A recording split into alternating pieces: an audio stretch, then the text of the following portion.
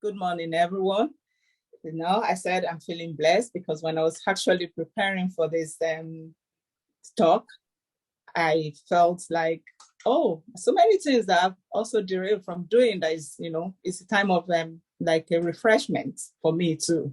So I hope you'll be blessed this morning. So we're going to talk about finances. What is important is that you should note this morning is that our finance is very important to God. Because when you don't have money, finance is all about money that you have for spending.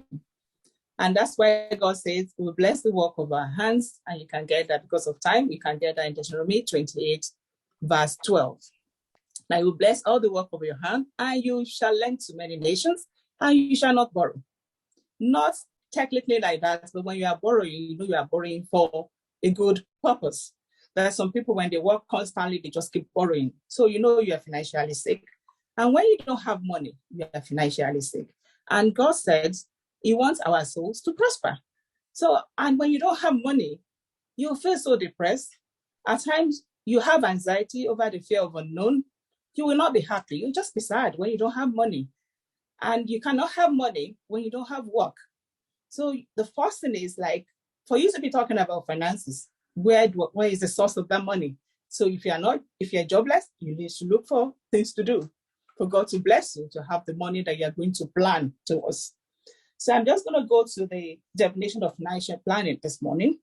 It is a long-term method of wisely managing your finances so that you can achieve your goals and dreams, while at the same time navigating the financial barriers that unavoidably arise in every stage of your life. Because when you plan your finances, it's not that things are going to work smoothly. There are things on unplanned stuff that will come up during your plan that you still need to, address. So the importance of financial plan. One thing I'm going to say to you today is that financial plan is not. Could you try again? Financial plan is not just for those with a lot of money. You don't need to be very rich before you need to plan your finance.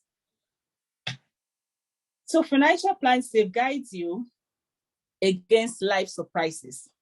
It helps you to pay off any debt, save for your mortgage, provision for emergency, and what is also known as precautionary motive for holding money. That is, you have different reasons why you hold your money. And when you plan your finances, it's going to prevent you from going into problem or, because we'll have planned ahead of time.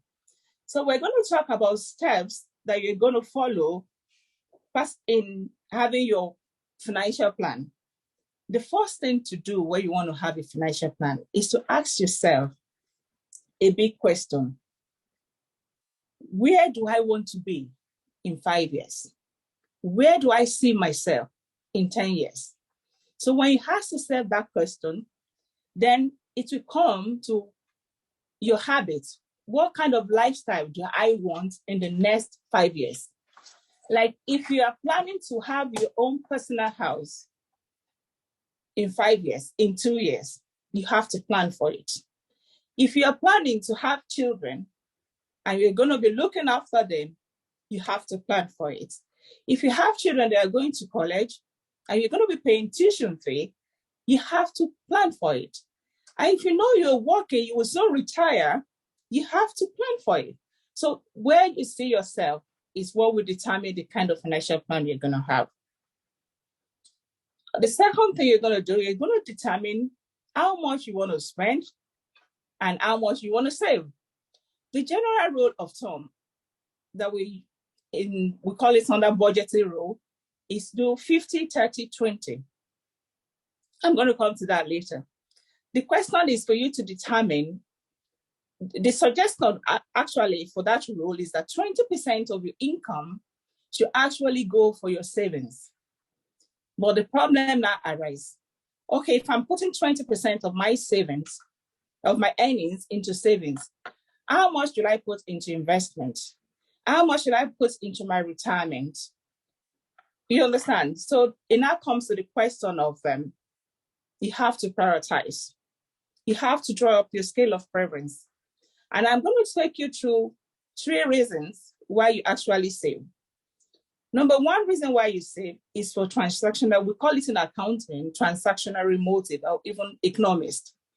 For day-to-day activities, because you need to go buy your grocery, you have your toiletries, you have your bills, you have some things that you need to do. Then we have another reason for holding cash, which is precautionary motive. This is for you for emergency purpose. Anything can come up. For example, your house could be flooded and you need to change some things in the house. So many, anything can happen anytime. So you have to keep some money for that. And we have speculative motive. This is future occurrence, my plan. I want to retire by 65 to have enough money for that. And another reason you want to take advantage of investment opportunities. So you need to set money aside for that. Immediately any opportunity opens onto you, you want to grab it. So number 3 is for you now to prioritize your goals, because you already know this is what I want to be in 5 years. This is all I need. They now say, okay, number 1, I have to pay my bills. Electricity is more important. I have to fuel my car. I have to buy food in the house. So you're going to put them 1, 2, 3, 4 in order of importance. So I'm going to go take you to now. The next thing for you to do now is to create your budget. This means you're going to take a look at your current financial situation, your personal financial requirements, to create a budget. So you now have to set aside, this is what I want to do. So you make note of all your income and expenditure. This is what I have in my purse right now, and these are all my outgoings. That's number 1 when you're creating your budget. Number 2, you're going to group all your expenditure into fixed and variables. When we are talking about fixed costs, we're talking about things that cannot change. For example, whether you like it or not, you have to pay your rent, you have to fuel your car, you have to, if you are already doing mortgage, you have to pay your mortgage. So there are some things that will not change. Your insurance, you have to pay it, you can't change that. Anything that cannot change, they are your fixed costs. And then you group your variable others into variable costs. That is things that you can really maneuver, things you don't really have to do, but you just want to do them. So what you are now going to do, number 3, is to now assess your variable expenses and identify area in which you could cut back. Because most of the time, our variables, they are our wastages. Because, for example, you can decide, I don't need to go to that nightclub. I don't need to go to the hairdresser twice in a week or twice in a month. I can cut that. Okay, I don't need to eat this junk food. Once I buy this, I have to cook and get a proper meal. I can save money from that. So when you assess your variables, then you'll be able to cut back things you don't really need. Then you're now going to allocate a certain amount from your variable expenses that could be put away into a savings fund. Most of the time, your savings comes from your variable cost. So that's what I'm telling you now. I'm going to go back to the budget rule, which says 50, 30, 20 rule.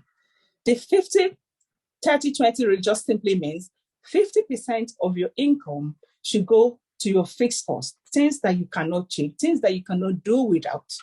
Then 30% of your income should actually go to your variable cost. That is things that, I don't really need much. Okay, yeah, I have to do this. Then 20% should go to your savings. Your savings could be classified into long-term and short-term, depending on the purpose you're keeping the money for. So you need to categorize them. If you are saving for your retirement, it's going to a pot that you are not going to touch. And if you are saving to buy a particular project, you have a set time, in 2 months' time, I have to buy a car and I'm saving for my car. This is how much I have. Or in 2 months' time, I'm going for holiday. This is how much I have to set aside for it. So you save for it, but there's some savings that you do that you don't go near it because it's for your future and you set them aside. And one thing you need to do You have to review your budget monthly and make adjustments where necessary. There are bound to be fluctuations in the amount you can afford to give out every month into your savings, but I don't want you to feel disheartened if you stray away from your budget goals. That is just part of up and downs and all part of personal financial planning. So with this, it will be better for you if you can start now. The 50, 30, 20. So it's a bit difficult, but to me, it's beneficial at the long run when you can, if you can stick to it and say 50 fixed cost, 30 variable cost, and 20% for my savings. Conclusively, I will tell you there's something that is important. All these are 50, 30, 20%. There is something very important as a child of God. Always start with God. Always start with God. Set out the 10% for God. And the 90%, you can do whatever you like with it. Because if you start with God, He will order your steps in the right direction. Because there are some people, they have money. They have money, but they cannot account for their money they are earning every month. Just for a reason. Because they have robbed God. God wants you to set aside money for His own purpose, for His will, so there will be food in His house, so that you can be a blessing to nations like He has promised you in Deuteronomy 28:12. And the 10% that you have for God, it will go a long way to help some people. So I will advise you, don't rob God. When you want to be financially healthy, start with God and you will be greatly blessed. And what I will say to you is, always ask God, what do you want me to do with my 10%? And He will order your steps in the right direction. So I hope you have been blessed with this session. Thank you, everyone.